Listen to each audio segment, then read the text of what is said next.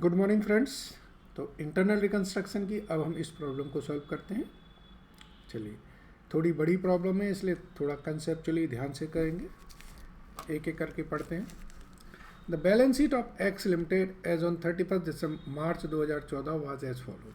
Equity share capital में share capital दे रखी है, 40,000 इक्विटी शेयर्स हैं, 20,000 आपके प्रेफरेंस शेयर्स हैं, रिजर्व दे रखे हैं। ठीक है, अब रिजर्व में आप देखें प्रॉफिट एंड लॉस का नेगेटिव बैलेंस दे रखा है इन्होंने 23 लाख का। ठीक है, लॉस है। लोन है आपके पास 4 लाख के, 10 लाख के क्रेडिटर हैं, डायरेक्टर का 2 लाख रुपए का लोन है। इसके बाद फिक्स एसेट्स आपकी 32 लाख की हैं, गुडविल 4 लाख की है और बाकी के एसेट्स हैं। ठीक है, अब ये हमारी स्कीम है, इसको हम पढ़ते हैं ध्यान से। No dividend on preference share has been paid for last 5 years। ठीक है,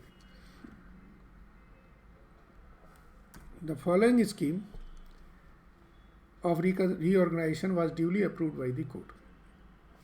ये देखिए, डिविडेंड वाला एक पॉइंट मैंने आपको पढ़ाया था कंसेप्ट में कि प्रेफरेंस डिविडेंड बैलेंस शीट के बाहर है तो वो नोट है, ठीक है, और बैलेंस शीट के अंदर है तो वो एक लायबिलिटी है।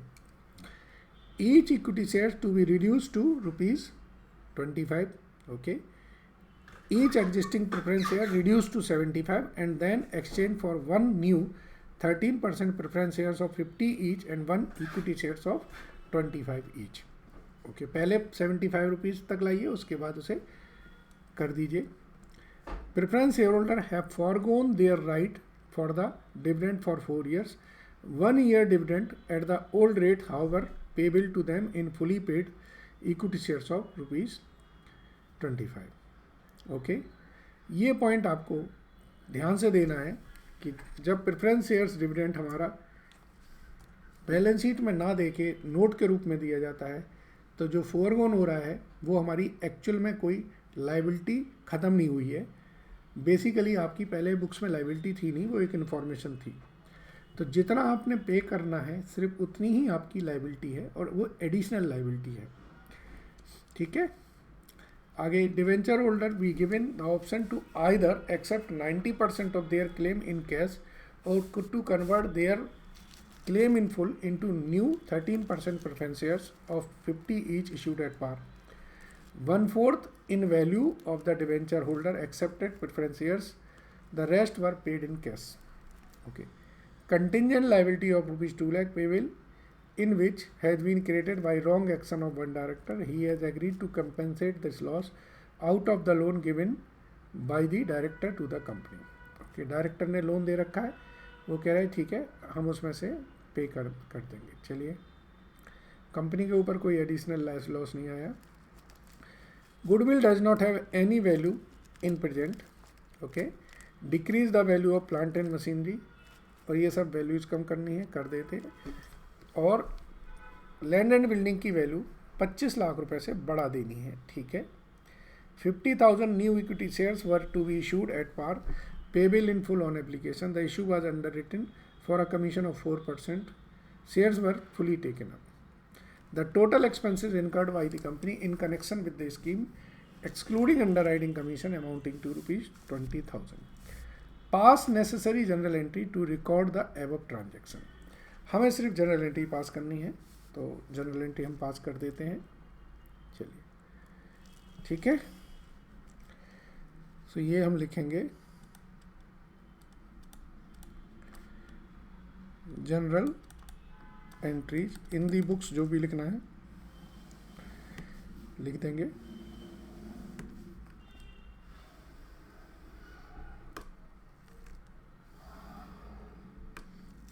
ठीक है जी, चलिए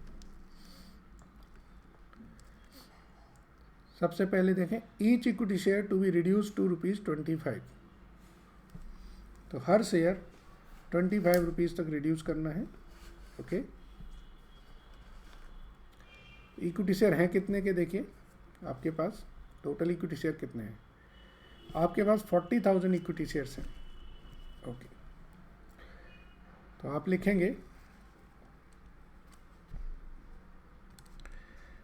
equity share capital 100 each account debit to equity share capital 25 rupees each account to capital reduction account।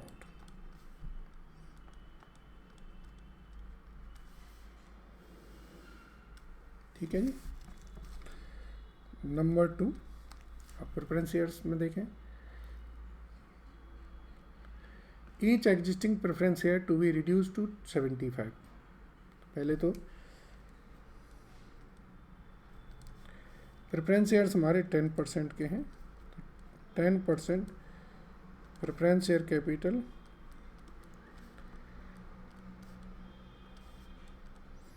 To 10% preference share capital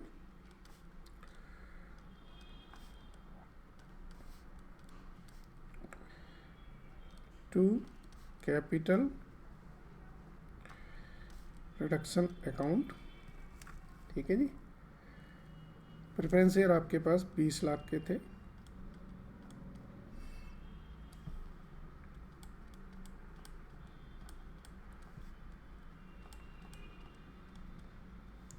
ठीक है। इसके बाद इन्होंने बोला ये 75 रुपीज़ के जो शेयर्स हैं इन्हें नए प्रेफरेंस शेयर दे दीजिए।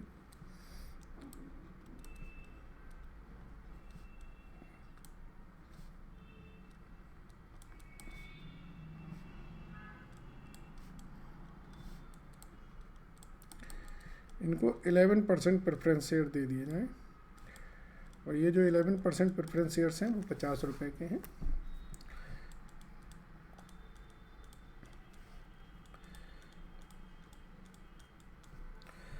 और इक्विटी शेयर दे दिए जाएँ 25 रुपये वाले इक्विटी शेयर दे दिए जाए। ठीक है जी। चलो 3 एडजस्टमेंट्स हो गए। अब इसके बाद है प्रेफरेंस शेयर डिविडेंड की, इसको ध्यान से देखें। प्रेफरेंस शेयर डिविडेंड में इन्होंने बोला कि 4 ईयर का तो उन्होंने छोड़ दिया है।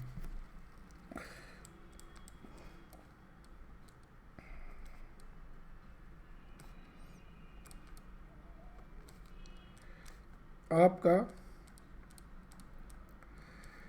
20 लाख का 10% से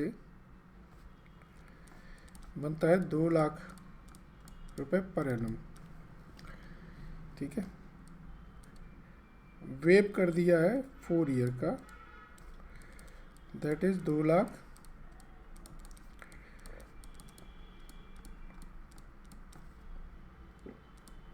नॉट टू बी पेड।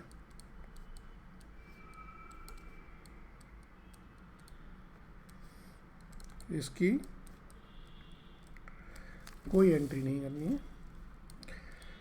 पे करना है 1 ईयर का, that is 2 lakh rupees in equity shares. Question में दिया है 25 रुपए के इक्विटी शेयर्स में देना है।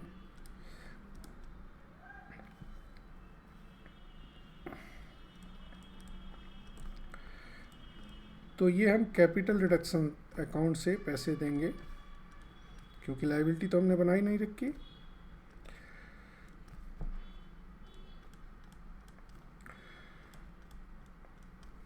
ठीक है जी। तो ये प्रेफरेंस डिविडेंड हमने कैपिटल रिडक्शन से पे कर दिया। बीइंग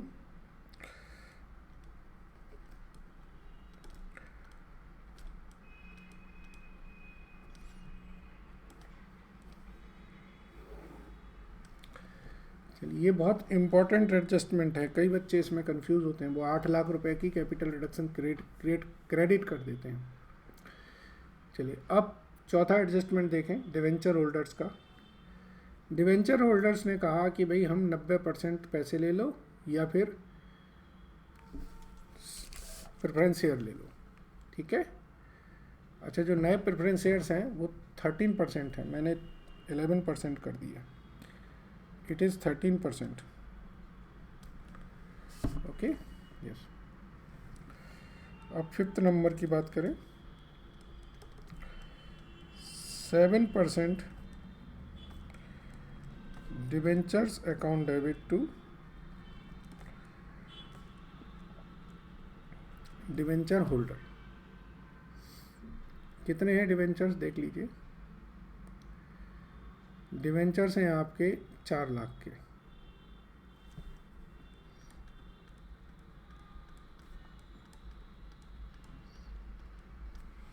ठीक है जी। 4 लाख के में से उन्होंने कहा था कि आप या तो प्रेफरेंस शेयर ले लीजिए 50 रुपये वाले, और नहीं तो फिर 90% आप कैश ले लीजिए। ठीक है।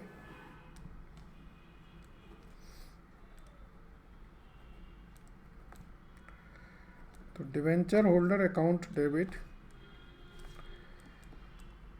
ये हो गया 4 लाख रुपए से। ठीक है जी।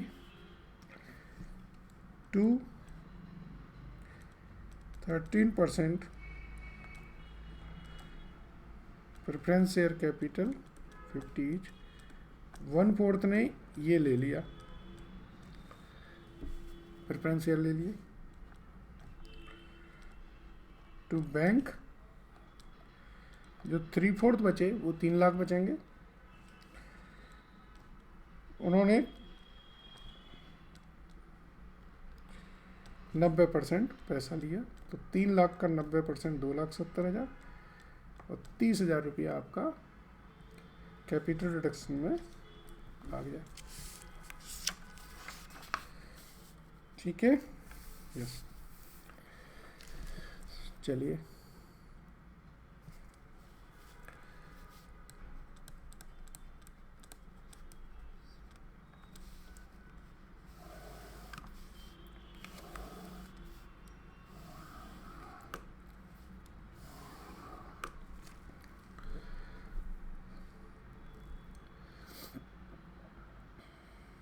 अब 5वां करेंगे। कंटिंजेंट लायबिलिटी जो है 2 लाख रुपए की देनी है, और वो लायबिलिटी डायरेक्टर ने कहा कि हम अपने जो मैंने लोन दे रखा है उसमें से एडजस्ट कर देते हैं। So loan from director account debit होगा to provision for contingent liability.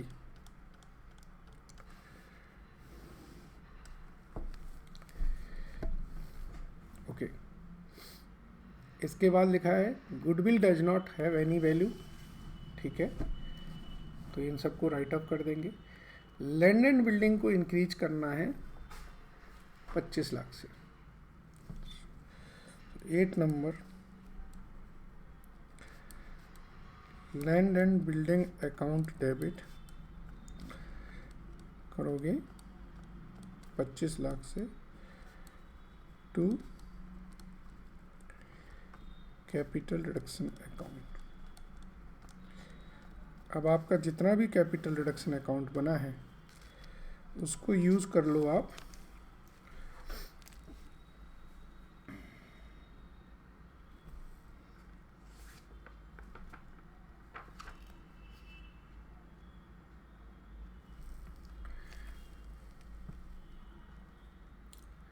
अच्छा, एक गलती हो गई। लैंड एंड बिल्डिंग को करना है 25 लाख तक करना है। ये देखिए ये लिखा है, हमने 25 लाख से कर दिया है।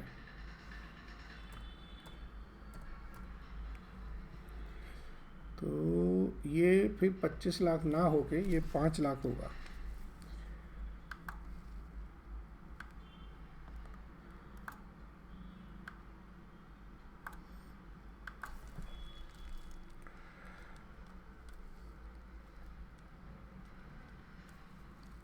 ठीक है जी।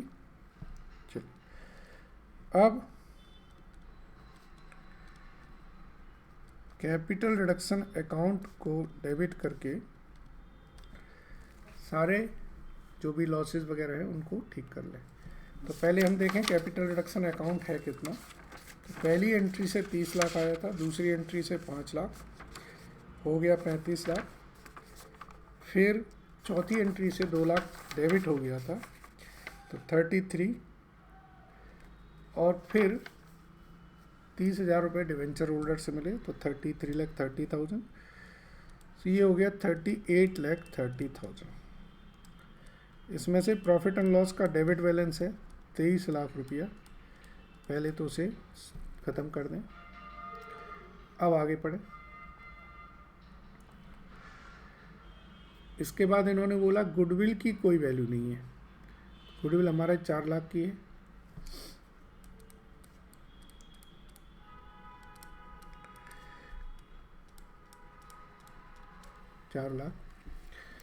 इसके बाद पढ़े decrease plant and machinery stock और डेटर में 3 लाख, 1 लाख और 2 लाख से करना है। तो plant and machinery stock debtor 3 lakh, 1 lakh और 2 लाख से करना है। ठीक है, और देखिए कुछ है क्या? नहीं। अच्छा, हाँ, ये तो अभी और भी काम होना है। ये नीचे शेयर से इशू नहीं किए ना अभी हमने। चलिए, तो उनको शेयर को भी इशू करना है, तो ये एंट्री 10 और नंबर बदल जाएगी। ये एंट्री बाद में होगी, पहले 9वीं एंट्री होगी शेयर इशू करने की। ठीक है, शेयर इशू कितने करने हैं? 50,000 शेयर इशू करने हैं, तो इशू कर दो। एंट्री होगी bank account debit to equity share capital 25 रुपये की 12,50,000। फिर 10वीं एंट्री होगी underwriting commission account debit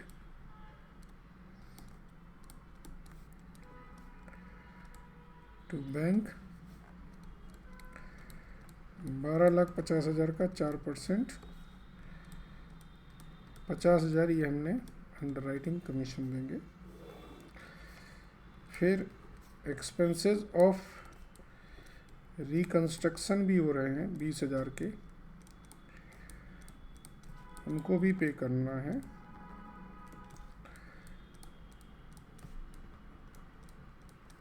ठीक है, तो इन सबको पे करने के बाद ये एंट्रीज 12वें नंबर की एंट्रीज आएगी लास्ट में। तो यहाँ पर अंडर राइटिंग कमीशन ये भी ख़त्म करेंगे हम। एक्सपेंसेस ऑन रिकंस्ट्रक्शन,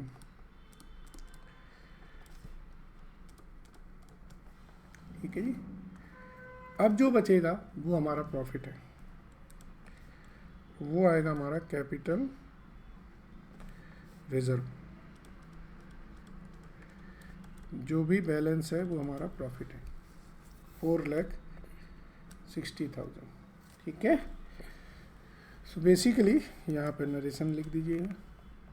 आपने देखा कि ये जो क्वेश्चन है बहुत सिंपल क्वेश्चन था, जिसे हमने किया। ठीक है, एग्ज़ाम में आ चुका है ये पूरे 16 नंबर का। चलिए, एग्ज़ाम में कठिन क्वेश्चन नहीं आते हैं, बट प्रैक्टिस होनी ज़रूरी है। Thank you very much.